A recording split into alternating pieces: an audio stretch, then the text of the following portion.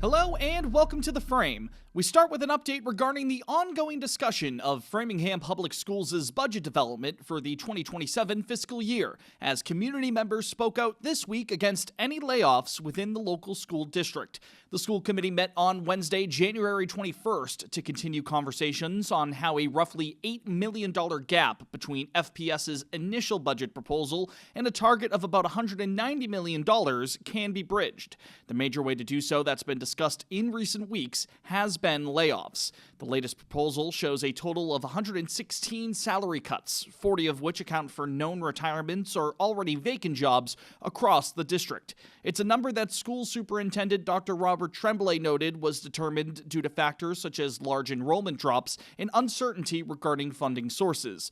FPS enrollment dropped by almost 700 over the past 16 months, while local leaders are not optimistic that state funding from the Chapter 70 program nor federal grants will be large.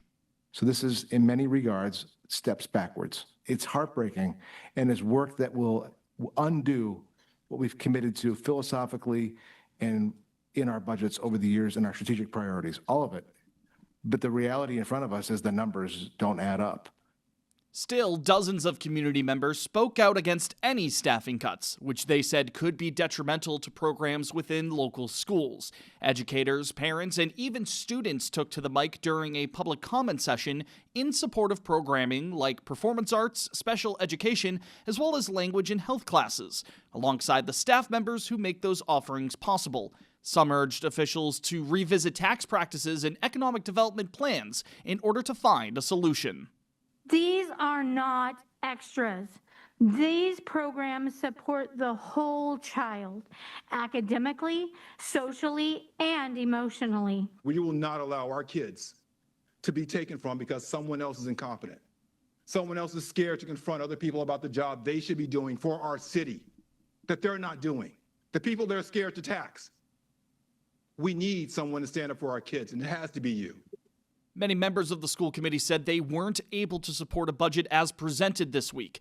Members of the group will be meeting with city council members on Tuesday, January 27th, to continue this conversation. The school committee is set to vote on their final budget submission to Mayor Charlie Sisitsky on February 4th.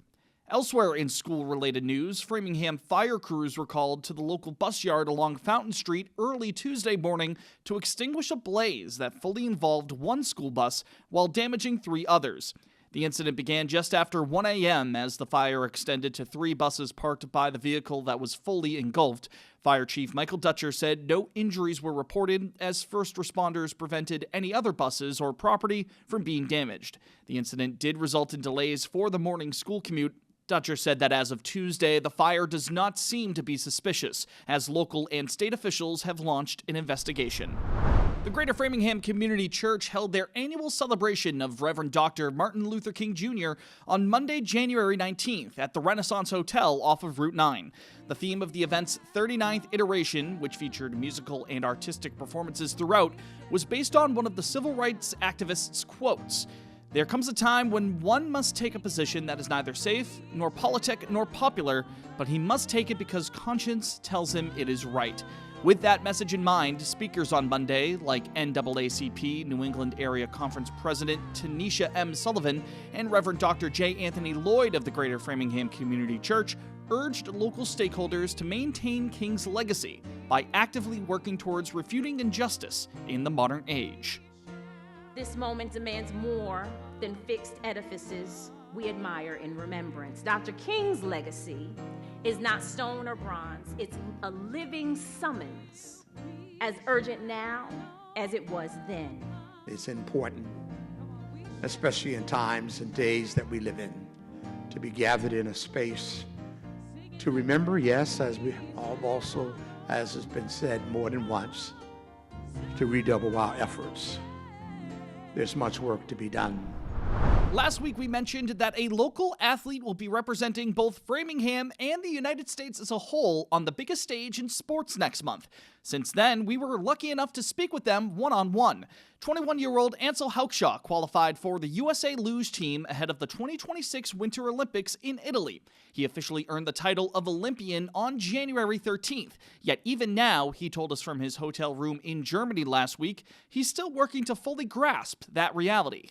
I don't think it's set in completely yet. I don't think it will probably until I'm really there and maybe even actually competing, but more and more, yeah, it's been feeling real, feeling serious.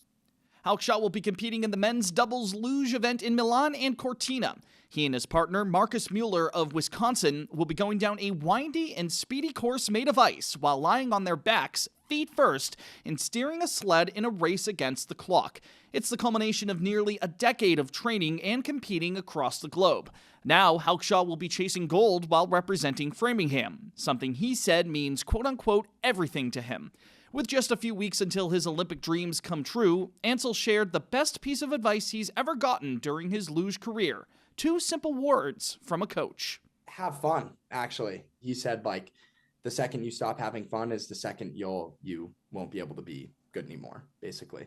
I think that's been something I try to remind myself, especially when the sport isn't fun, because it's not always, is that I'm here doing this because I like it and because it is fun. And that helps a lot. The opening ceremony of the Winter Olympics will be held in Milan on Friday, February 6th. The medal runs in the men's doubles luge event will take place on Wednesday, February 11th. Be sure to stay tuned to The Frame for more on Ansel's story, as we will be featuring that coverage as part of a future frame-by-frame segment. We also have a full written story based on Haukshaw's story on our website, www.theframe.news. There you can find more articles on the top stories we cover each week, along with feature pieces completed across the city and a calendar filled with upcoming local events. Make sure that you're subscribed to our email newsletter too, so that you're always in the loop with Framingham news in focus. A reminder that The Frame is an initiative of the community's public access media center, Access Framingham. We'll be hosting an interactive orientation from 11 a.m. to 1 p.m. on Saturday, January 31st, for folks looking to start their own podcast or TV show, learn more about filmmaking, animation, and content creation, as well as to connect with fellow community members. Tours of our studio, training on equipment and editing, and opportunities to launch new programming will all be offered during the event, which is open to all Framingham residents and current Access Framingham members. Local officials made a joint proclamation this week to declare January 28th as Krista McAuliffe and Challenger Remembrance Day in the community. Next Wednesday marks the 40th anniversary of the Space Shuttle Challenger disaster. On that morning in 1986, NASA's Challenger shuttle took off from Cape Canaveral in Florida. Just over a minute into the flight, Challenger broke apart tens of thousands of feet over the Atlantic. All 7 people aboard were killed in the disaster. One of the victims was schoolteacher Krista McAuliffe, a native of Joseph Road in Framingham, who graduated from both Marion High School and Framingham State.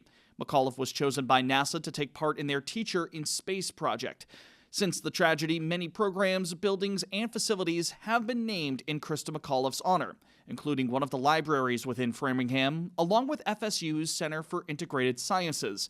FSU will be hosting events at the McAuliffe Center on Saturday, January 31st, in remembrance of the Challenger disaster. Concerts at the center and planetarium on campus at both 3 as well as 5:30 p.m. will honor the memory of those lost 40 years ago, while continuing to carry on their legacy and mission in education. Tickets are required for these events. Visit the McAuliffe Center's website or Facebook page for more details. A food and personal items drive is being held at Loring Arena through the end of the month.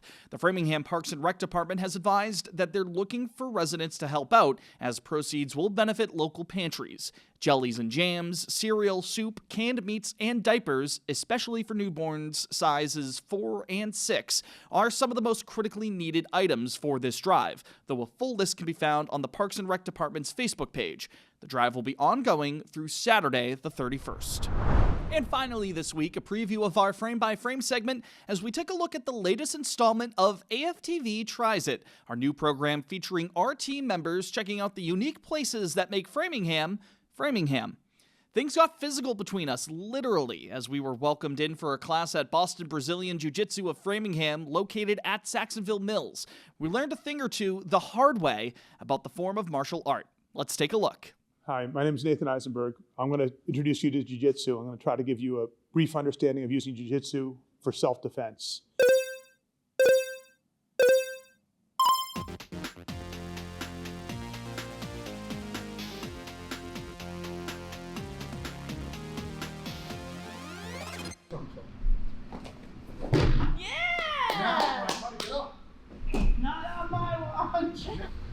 So if I go here, right, and I go here.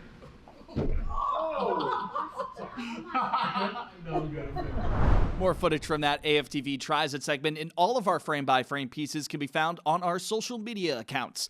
@FrameNews_ is our Instagram handle, and you can find us on Facebook by searching for The Frame. Be sure that you're subscribed to Access Framingham's channel on YouTube and hit the bell icon to get a notification whenever new videos are posted. Full Frame episodes are uploaded onto Spotify as well for you to watch or listen to. That's all for this week's Framingham News in Focus. On behalf of our entire team here at The Frame, thanks for joining us. My name is Brendan Fitzpatrick. We'll talk to you next week. Take care.